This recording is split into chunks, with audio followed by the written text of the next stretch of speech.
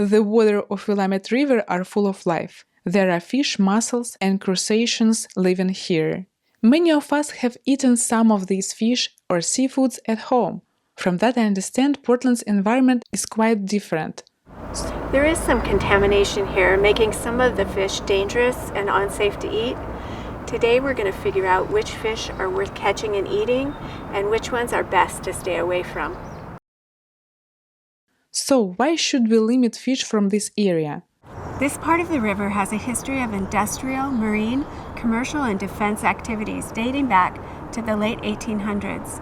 This led to contamination of riverbed sediment with harmful chemicals like polychlorinated biphenyls, PCBs, also known as forever chemicals.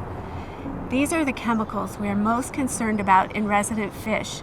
That's fish that don't migrate from this river. You can easily find out where your freshwater fish is from and if there are health advisories for these fish by visiting the Oregon Health Authority website.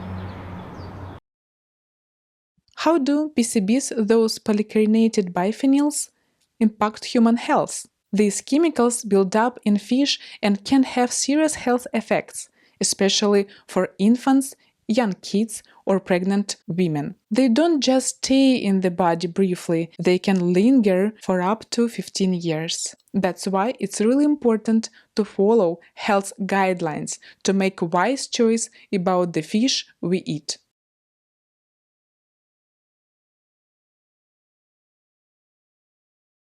Beth, if some fish are harmful to adults, how do they affect children's health? Well, because PCBs can cause long-term health effects, as we mentioned earlier, children, nursing infants, and unborn babies are the most vulnerable. If a fish health advisory is in place, it's best to avoid eating contaminated fish to protect your family's health. Could you tell us which fish to avoid because they gather dangerous chemicals? Any fish or shellfish that live their whole lives in this part of the river likely have PCBs in them, and it's very dangerous for our health.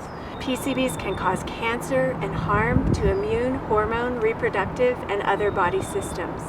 We know from testing that bass, catfish, carp, and clams should not be eaten from the lower Willamette River. To lessen the exposure to PCBs in other fish and shellfish, eat smaller, younger, and less predatory fish. For example, bass is a predatory fish that eats other fish. Walleye has similar behavior and is likely a risk. Some smaller, younger, less predatory fish or shellfish that are safe to eat in limited amounts are crappie, crayfish, and mussels. There are also ways to reduce PCBs in the fish by how we fillet a fish. We'll learn more about that soon. Which fish in this part of river are still safe to eat? It's a safer alternative to catch and eat migratory fish like salmon, for example, from this section of the river. These fish include salmon, steelhead, and shad. They just travel through the river on their way to and from the ocean.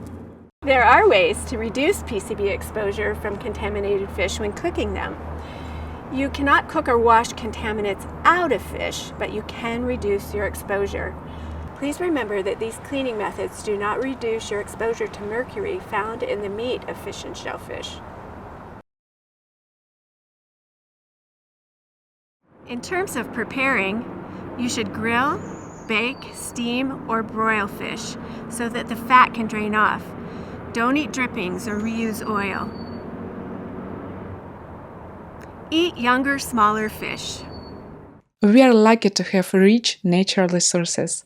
So let's use them wisely and choose safe food for our loved ones. Take care of yourselves and your families.